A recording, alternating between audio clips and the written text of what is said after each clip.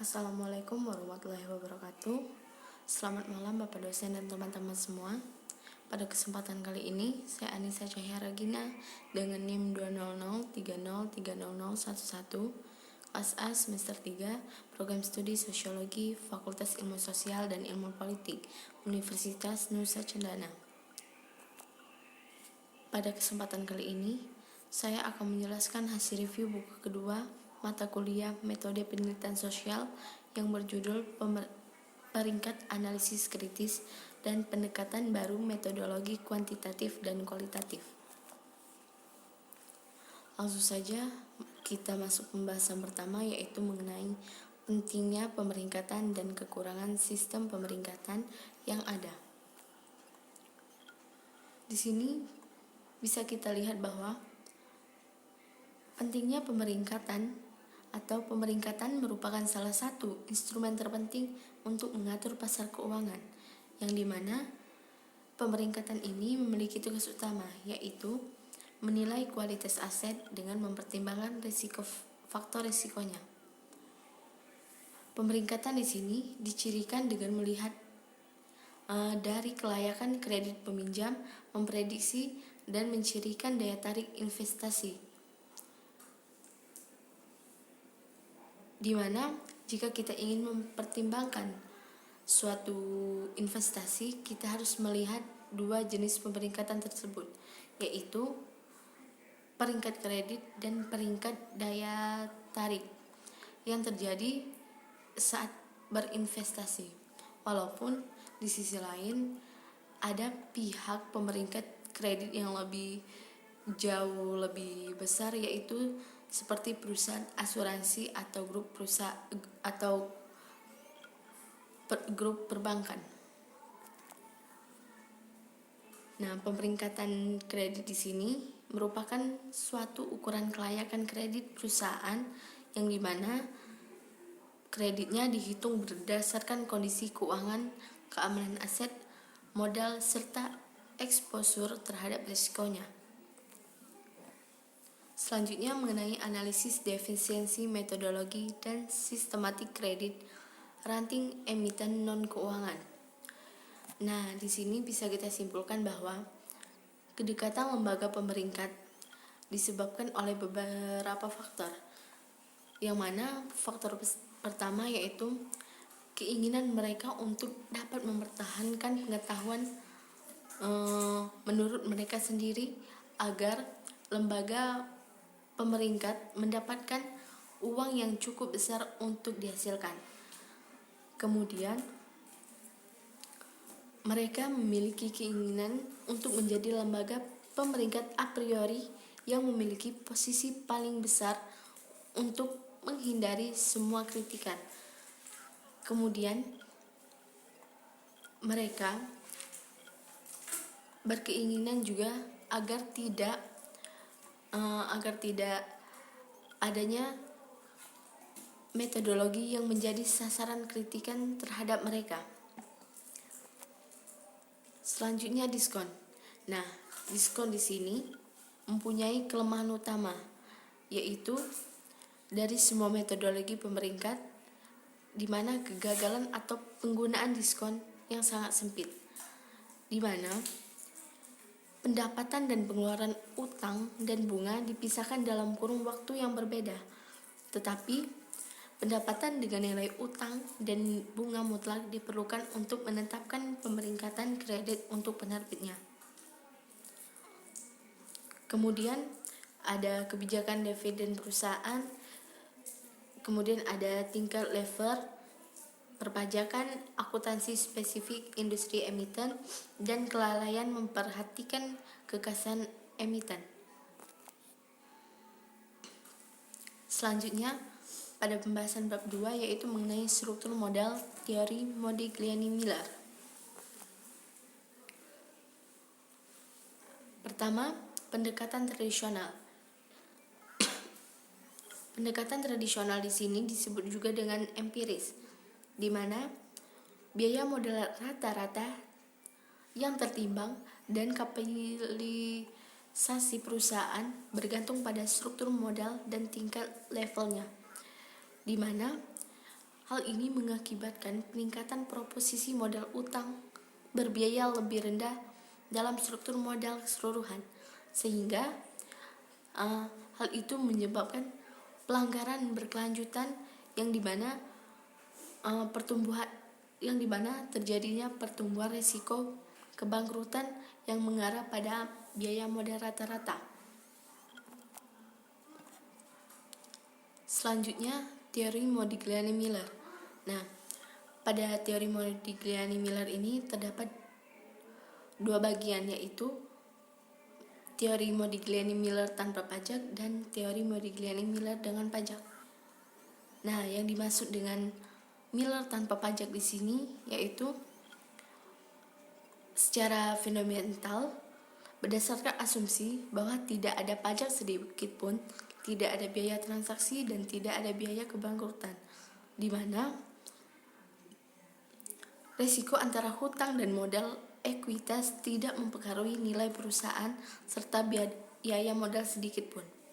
Nah, sedangkan pada Miller dengan pajak yang dimaksudkan yaitu bunga yang dibayarkan atas utang yang dikeluarkan dari dasar pengenaan pajak, di mana perusahaan menggunakan modal pinjaman yang lebih tinggi daripada nilai perusahaan yang dibiayai keseluruhannya oleh ekuitas atau perusahaan non-lever. Selanjutnya, bab 3 mengenai modifikasi teori Modigliani-Miller untuk kasus pajak uang muka atas pembayaran laba. Nah, maksudnya di sini yaitu studi kuantitatif pertama sangat berpengaruh besar terhadap struktur modal, di mana modal tersebut berpengaruh terhadap perusahaan indikator yang dimana bahwa aliran keuangan perusahaan ini sangat berpengaruh dari teori umum biaya modal dan struktur modal dari teori Brusov, Filatova, Arektova atau disebut juga dengan PFS, yang mana metode pajak atas pembayaran laba ini menganggap bahwa anuitas atau langsung dalam praktiknya melakukan pembayaran di awal muka dengan pembiayaan yang cukup besar. Namun jika kita tidak dapat melakukannya, maka hal itu menjadi bunga yang akan lebih besar lagi dan sebagai tempo anuitas. Nah, di sini pada teori Modigliani-Miller ini kasus pajak atas pembayaran laba digunakan dalam praktik yang mengarah pada beberapa konsekuensi, di mana hal itu menunjukkan bahwa ketergantungan ekuitas pada tingkat yang lebih tinggi, tetapi sudut kemiringan yang menyebabkan modifikasi kebijakan ini menurun. Selanjutnya pada bab keempat yaitu mengenai teori modern biaya modal dan struktur modal, teori Brusov, Filatova, Arektova atau teori BFO. Nah, seperti yang kita lihat tadi bahwa teori Modigliani-Miller ini merupakan sarana keabadian perusahaan, di mana pada tahun 2008 Brusov, Filatova, Arektova telah menghilang dari masa karena perhitungan masa dipakai atas perusahaan yang mengarah pada perubahan signifikan dari semua hasil Modigliani-Miller. Nah, di mana kapitalisasi perusahaan berubah karena biaya ekuitas dan biaya rata-rata tertimbang modal dan pajak itu melonjak tinggi. Nah, selain itu, sejauh efek kualitatif keuangan perusahaan diperoleh dari teori Brusov, Filatova, Arektova yang tidak ada dalam teori Modigliani.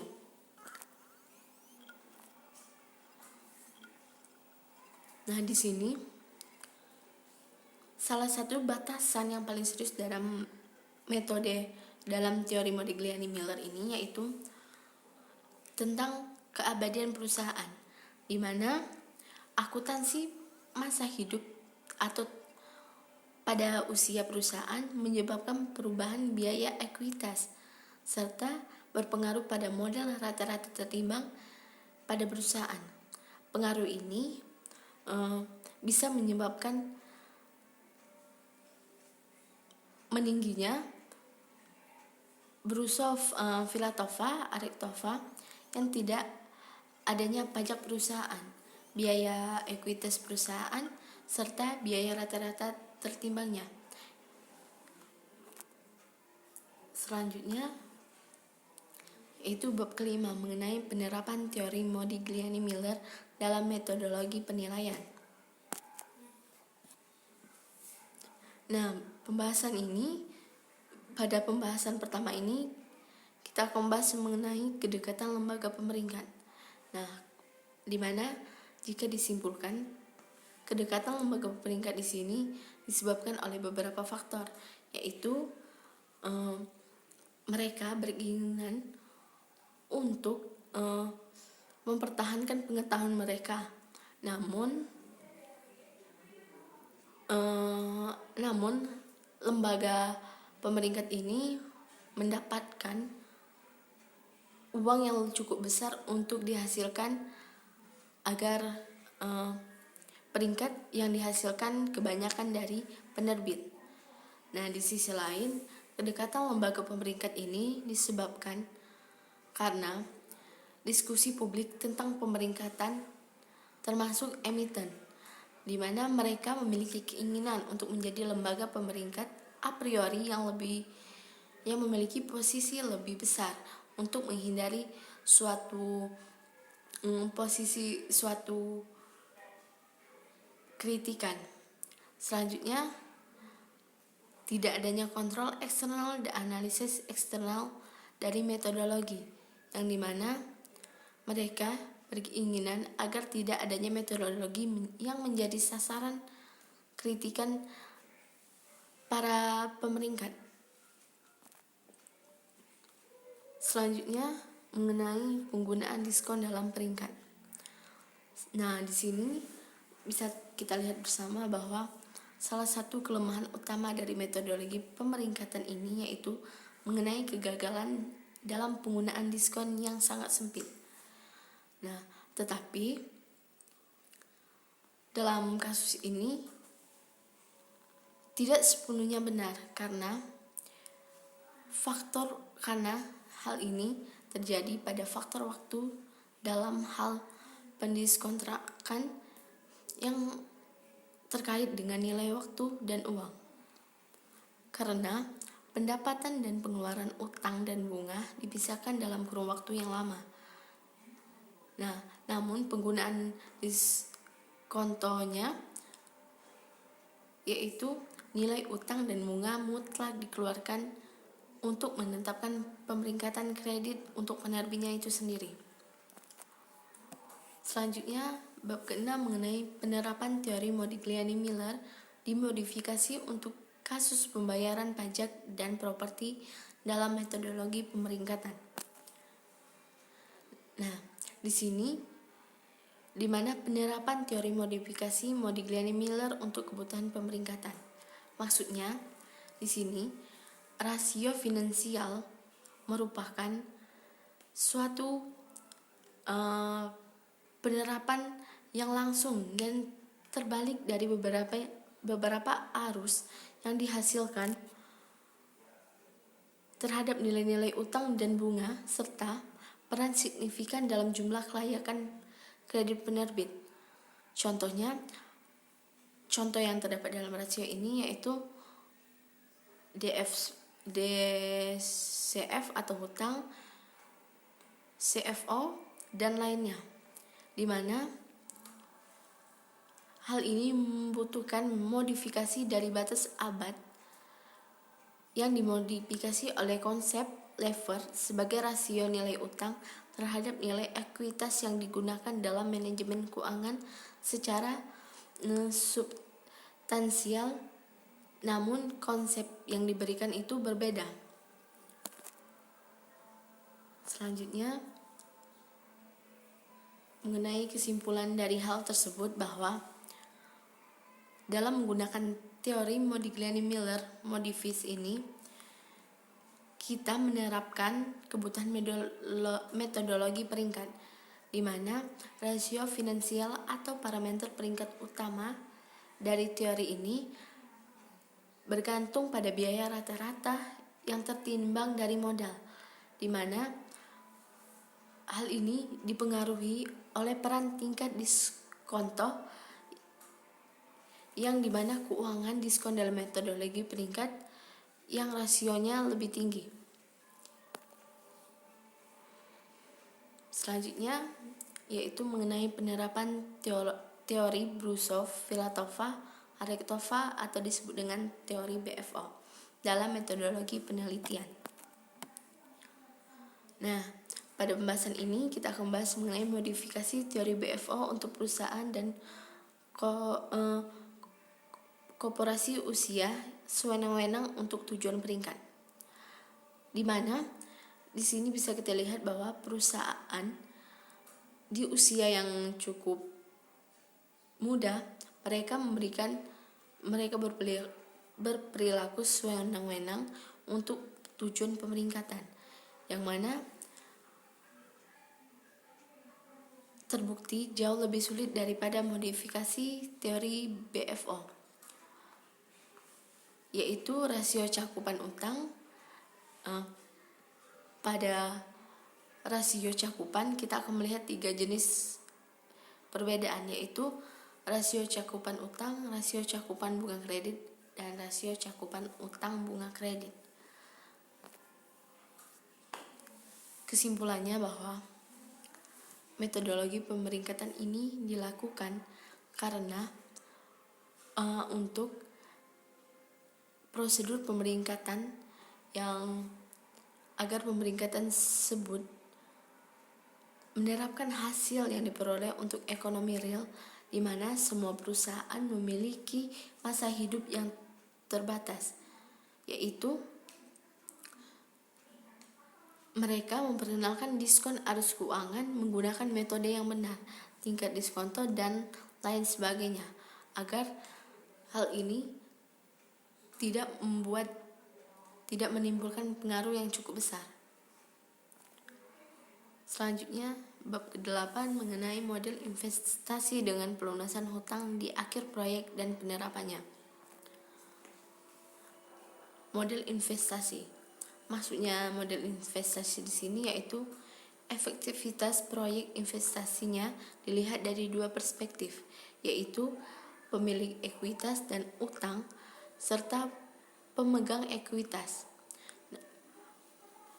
Nah, untuk model investasi ini kita dapat menghitungnya dengan 2 cara, yaitu dengan pembagian arus kredit dan investasi yang dimana kita mendiskontokan pembayaran menggunakan 2 tingkat yang berbeda tanpa pembagian dalam 2 arus yang sama, dimana dalam kasus pertama bunga yang dibayarkan oleh pemilik ekuitas dikembalikan ke proyek karena mereka memiliki kesamaan atau sama persis dengan arus yang diperoleh oleh pemilik modal utang. Selanjutnya mengenai tanpa pemisahan aliran. Maksudnya di sini bahwa operasi dan keuangan tidak dipisahkan dan didiskontokan karena pemisahan aliran ini menggunakan arus umum yang dimana kredit yang dapat digantikan pada akhir proyek atau akhir periode yang sama atau pada tingkat biaya utang. Selanjutnya mengenai model investasi dengan pelunasan hutang yang seragam dan penerapannya. Nah, seperti yang kita lihat tadi, bahwa pelunasan utang di akhir proyek, efektivitas proyek investasi dilihat dari dua perspektif, yaitu pemilik ekuitas dan utang, dan pemilik utang itu hanya memegang ekuitas. Dalam kasus pertama ini, bunga dan biaya yang dibayarkan oleh pemilik ekuitas dikembalikan lagi kepada pemegang proyek, karena hal ini diperoleh dari pemilik modal utang. Nah, satu-satunya efek dari kasus ini yaitu efek perlindungan pajak, yang dimana efek ini dihasilkan dari keringanan pajak.